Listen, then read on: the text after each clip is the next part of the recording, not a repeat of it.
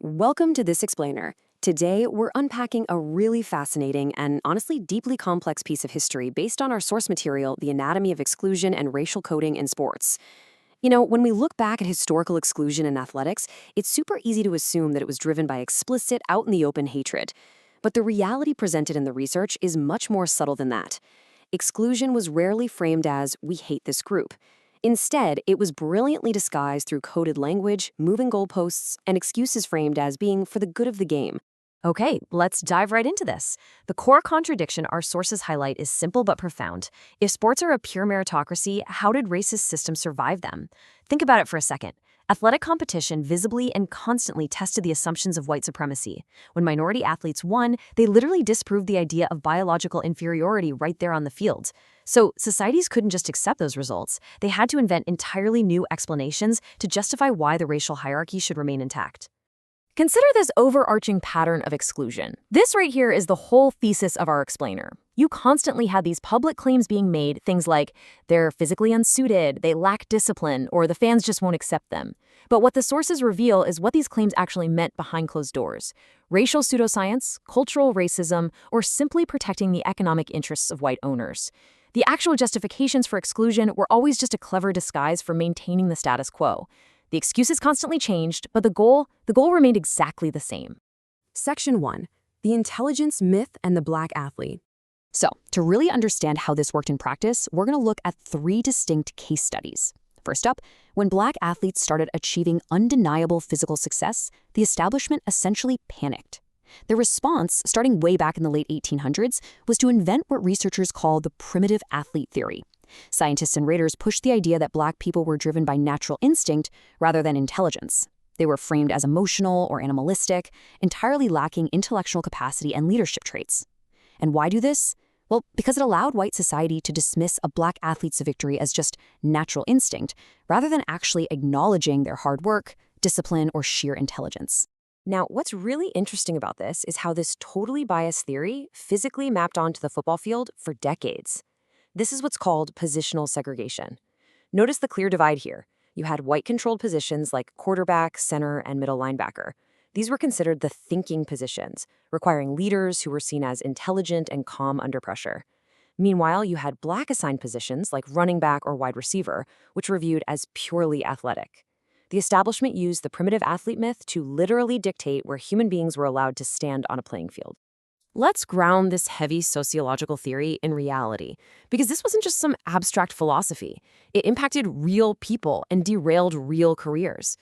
For example, Hall of Fame quarterback Warren Moon went completely undrafted in the NFL because he was deemed not cerebral enough to play quarterback. He was forced to go prove himself in Canada first. And this isn't just ancient history. Even in modern times, an MVP-caliber quarterback like Lamar Jackson was famously asked by scouts to work out as a wide receiver before the draft. The echo of these systemic barriers is incredibly persistent. We see this exact same pattern play out in basketball, too.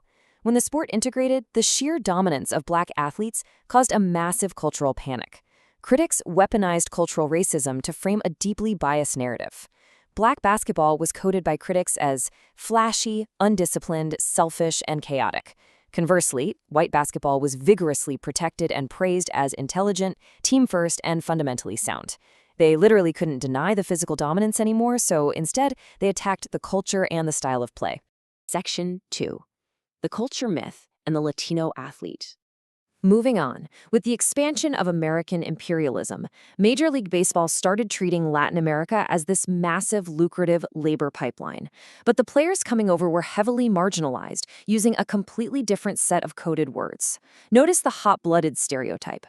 The media and the leagues described Latino players as emotional, unreliable, lazy, and excitable. Meanwhile, white players remained the gold standard for professionalism and discipline. The goalpost entirely shifted from biological inferiority to cultural temperament. This neat little trick allowed the league to exploit the talent while totally dismissing the individuals. And this marginalization became incredibly layered through intersecting bias. Teams would frequently use language barriers as an excuse to claim Latino players had a low baseball IQ.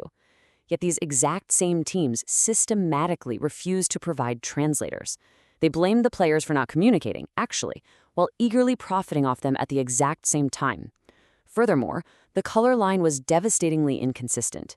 Dark-skinned Afro-Latino players faced a brutal double burden, both anti-Latino discrimination and anti-Black racism. Meanwhile, some light-skinned Latinos were permitted to play if they could essentially pass as white.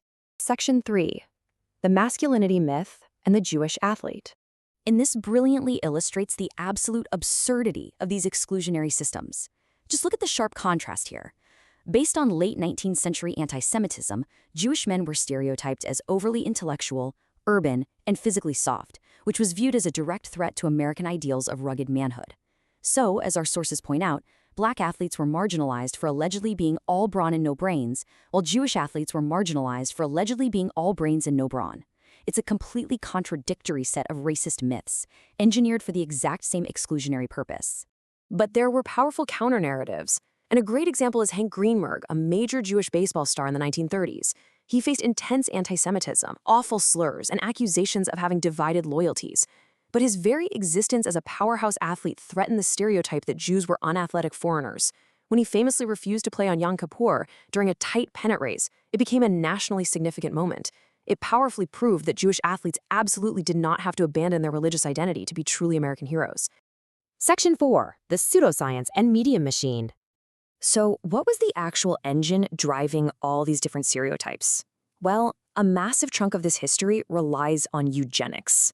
This is a pseudoscientific theory arguing that human groups possess fixed, unchangeable biological traits. And it's absolutely crucial to understand that this wasn't just some fringe thinking at the time. These theories were actively taught in respected universities and widely accepted by the general public. Eugenics provided the perfect quote-unquote scientific cover to justify a racial hierarchy as something entirely natural.